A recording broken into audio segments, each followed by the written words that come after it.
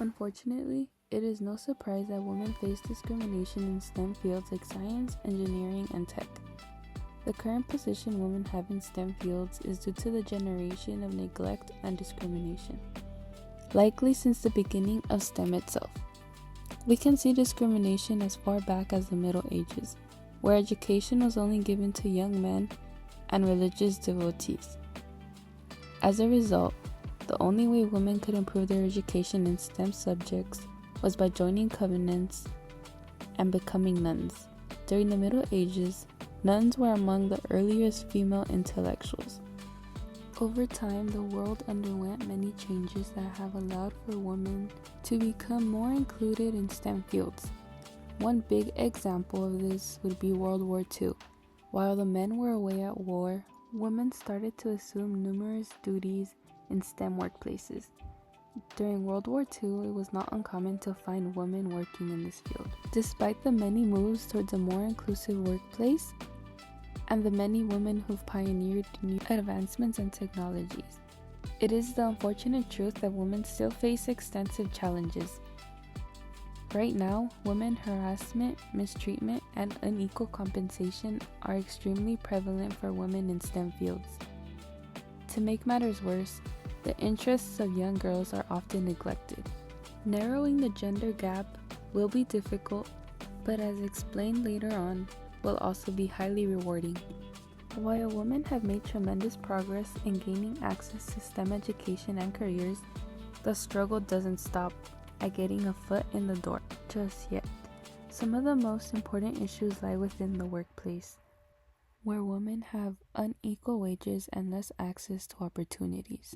Despite having the same qualifications, women in STEM are still paid less than their male counterparts.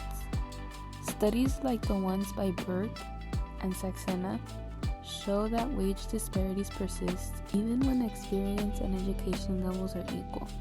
But pay isn't the only barrier. Women often face challenges just getting into the workforce in the first place. From biased hiring practices to a lack of mentors who look like them, the journey is often uphill. And even when women do eventually make their way in, they frequently find themselves isolated or passed over for promotions because of persistent gender stereotypes. Even when companies claim to support equality, there still exists subconscious bias. For example, when a woman exerts agency, she is called aggressive, while a male is considered confident. Such double standards influence how women are judged and treated on a daily basis, creating a mental construct that the workplace is relatively more hostile than friendly. And it gets worse. When we factor in mistreatment and harassment, two endemic issues in STEM that continue to push talented women out of the science and tech fields. Let's start with the statistics. In a study conducted by Saxena, nearly 40% of women in physics and astronomy reported having a hostile work environment.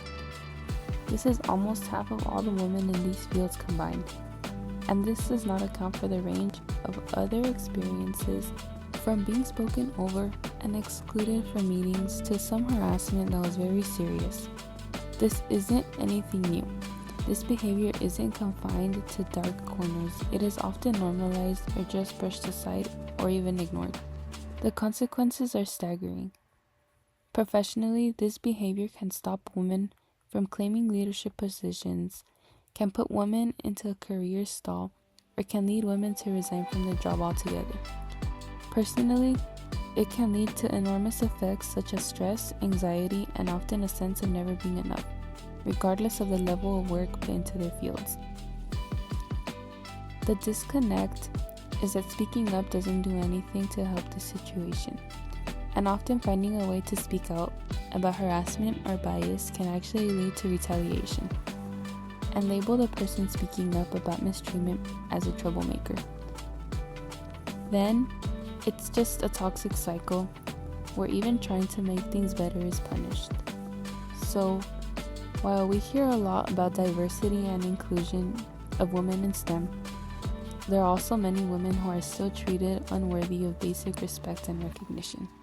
Behind HR reports, job descriptions, and polite corporate smiles, another thing quietly affects many women: immigration status. At the intersection of gender and immigration status, many women are getting a double burden. Female immigrants face a unique set of challenges at work, challenges that don't just come from being in a male-dominated environment. For example, a study by Valerie Harvey and Diane Gabrielle Tremblay, Immigrant Women in IT, Discrimination in Work, and Solutions for Their Employment, details that in the information technology field, many immigrants and many women are often viewed as less than before they speak a word. This puts people at the intersection of the two identities in extreme risk for discrimination. Female immigrants are far less likely to be hired, less likely to be promoted, more likely to be underpaid, and much more likely to be overworked. To make matters worse, the qualifications of female immigrants are often ignored or dismissed. If they have a degree from another country, it is often viewed as non-relevant by employers because they don't have work experience in the nation where their future employers are going to be located. It was also found that female immigrants who work in IT face discrimination because of their gender and often experience remarks about their ethnicity. It was found that female immigrants have far less access to promotions, aren't invited to important meetings, and are also usually ignored by other staff members. These women often work long hours without fair pay, and their immigration status is used as a weapon to keep them silent and compliant.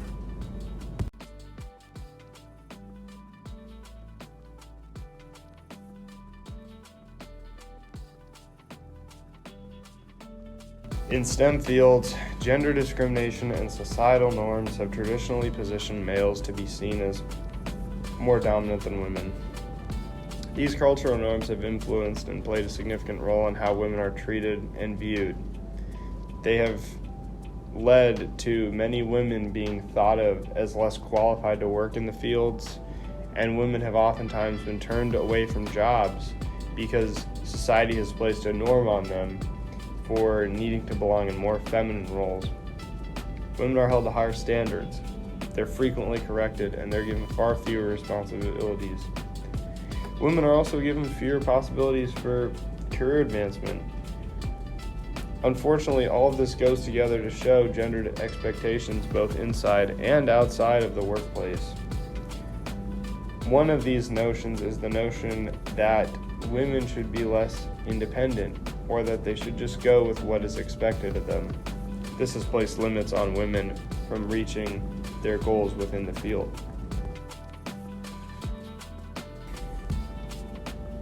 Unfortunately, the gender divide in STEM is the product of generations of sexism and discrimination. The divide not only reflects the difficult working environment for women in the field, but also a neglect for girls in the school system. It'll take a long time to re-educate the population from the ground up, but it's definitely worth it. According to research done by MIT, there are numerous benefits to bridging the gender divide in STEM. Narrowing the gap could lead to economic growth, improved research, improved goods and services, and most importantly, lots of social progress. While the number of women in STEM has steadily increased over the years, it's important to keep fighting. There's a long road ahead, and there's something everyone can do to help solve the problem. On the corporate level, it's key to improve work culture and hiring practices. And in education, it's important to change the culture. It's not just something that the bosses can